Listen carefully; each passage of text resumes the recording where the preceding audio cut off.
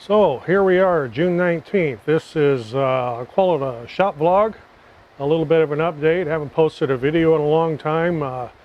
COVID-19 had a lot to do with it, but not for the reasons you would think. Of course, I can't go do my yard sales and pawn shops and bargain hunting like I like to do. So that got put on hold. And I do feel for a lot of the small businesses, especially in the food industry and the restaurants, that's just been devastating for them with this lockdown. However, for us with our e-commerce business, if you've watched any of our other videos, you know we have greenhouses and we sell perennials and ground covers and some trees and shrubs, and we do this, it's all e-commerce. Since everybody's been locked down at home, we have been absolutely overwhelmed.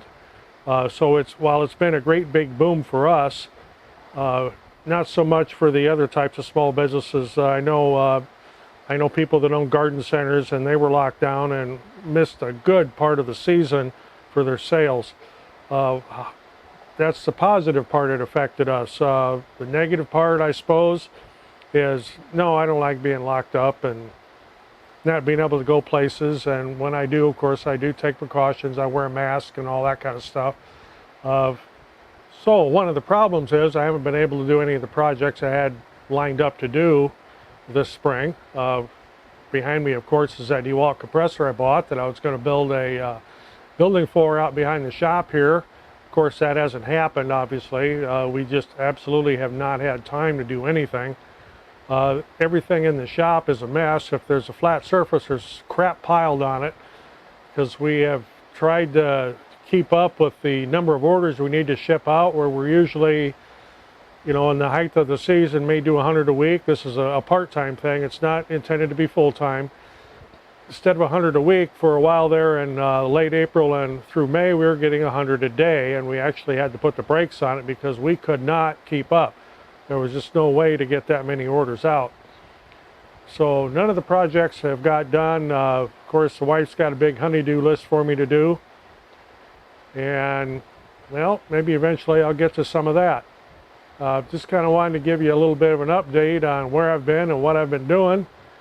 And I might grab the camera here. We'll go out back. I know if you've watched some of my other videos on making beehives, I've got some hives set up out back, and I'll take the camera back there. We'll take a little shot of them. One other thing I had been doing was, if you watched my bat house builds, I was building bat houses, and we did sell quite a few of them until this COVID-19 thing came around. And I started getting hate mail and negative mail and messages, because it is rumored that, of course, there's a lot of conspiracy theories out there, but the biggest rumor, and could be a fact, I suppose, is that it came from bats in China because somebody was eating an undercooked bat that they got at the open market. Who eats bats? I don't. Anyway, I've tried a lot of weird things. Bats are not on the list.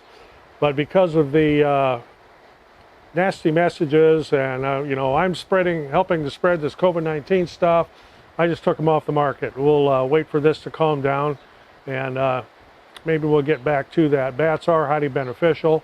They eat a tremendous number of mosquitoes and pests, and they're also excellent nighttime pollinators.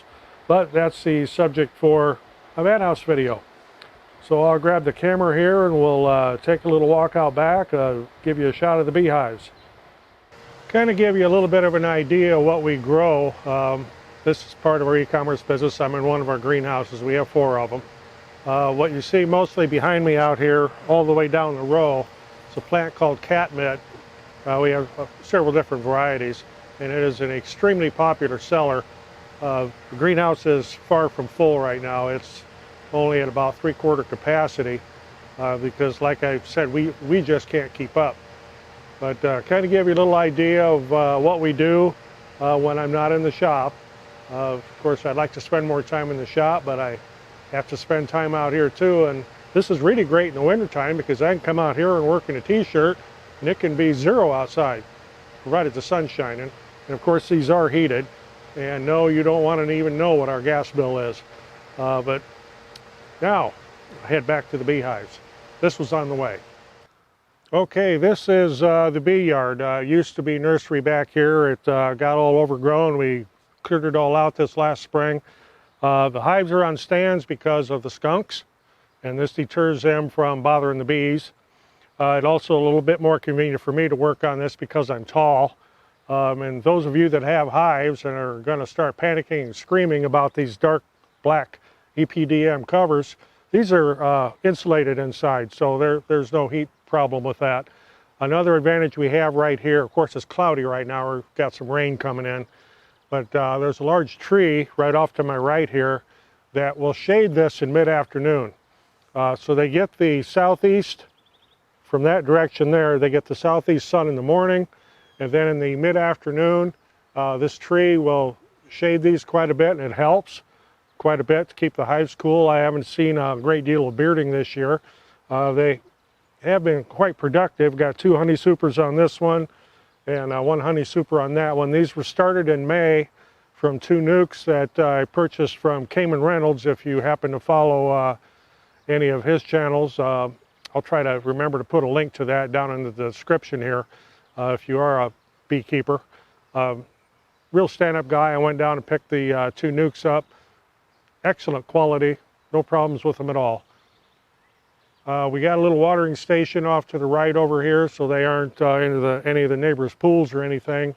I have these pointed this direction for not only because that is south, but because behind me over here is a bird, butterfly, and pollinator refuge that covers about 40 acres, and behind that, and this is all landlocked, so nobody can build that. Behind that is a huge park with lots of woods and meadows and that type of thing. I don't have to worry about anybody spraying herbicides back here or anything, so this is an absolutely ideal spot for having bees. So there's a little bit of an update on what's been going on around the shop and around the nursery and everything else that goes on. Of course, you always have to stay on top. There are always things to fix.